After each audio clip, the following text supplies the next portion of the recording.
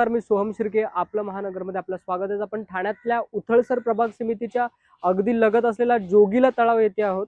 ते माझ्याकडे तुम्ही बघू शकता. जोगीला तलाव, या तलावाची काय प्रकारची दुरव्यवस्था आहे.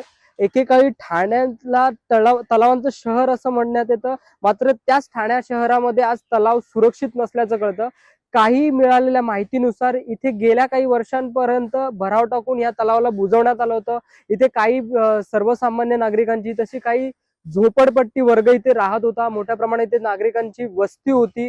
400 ते 500 घरांचा हा पूर्ण परिसर भरला होता. मात्र काही स्थायी समितींच्या आणि काही सुशोभीकरणाच्या नावाखाली, काही तलाव बचाव मोहिमेच्या अंतर्गत त्या घरांना जमीनदोस्त करून इथे महापालिकेने काही तलावाचं नियोजन केलं. माझ्यापाठी तुम्ही बघू शकता, तलाव पूर्णपणे अर्धवट आणि अपुऱ्या कामाने केला आहे.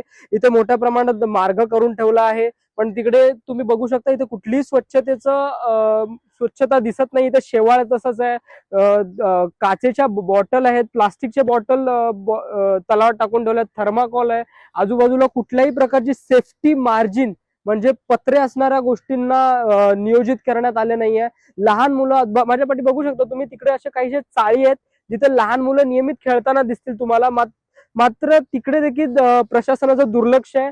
एखाद्या लहान मुलाचं जर लक्ष नसता तलावात पडून एखादी दुर्घटना होण्याची शक्यता आहे. मात्र प्रशासनाने या संदर्भात कोणतीही उपाययोजना केलेली नसल्याचं कळतंय. पण आता ह्या संदर्भात काहीशा नगरसेवकांनी आपले मत व्यक्त केले. जाणून घ्या नेमकी प्रतिक्रिया काय. उथळसर प्रभाग समिती सहित त्याच्या बाजूचं एक ठाणं हे तलावांचं शहर आहे. त्याचप्रमाणे तलाव मोठं होतं आणि त्या तलावाच्या बाजूला रोडला लागून पूर्ण तलाव होतं, पण तिथे अतिक्रमण झालं होतं.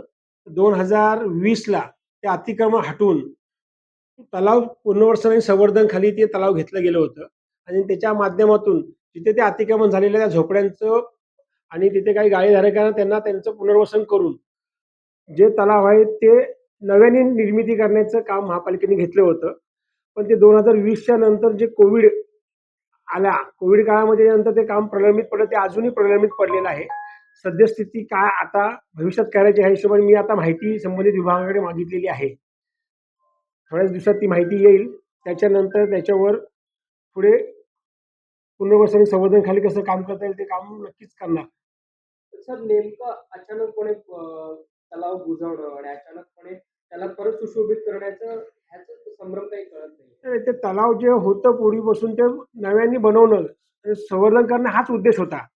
आणि सद्यस्थितीत ते कोणी बुजवलं आणि का बुजवलं आणि पुढे काय करणं ही सद्यस्थिती मी मागणी केलेली आहे आणि संबंधित डिपार्टमेंटकडे पत्रव्यवहार करून त्याच्याबद्दल आढावा घेत आहे. तो आढावा आल्यानंतर त्याच्यावरती पूर्ण जसं पूर्वी संवर्धन आणि सुशोभीकरण या खाली घेतलं होतं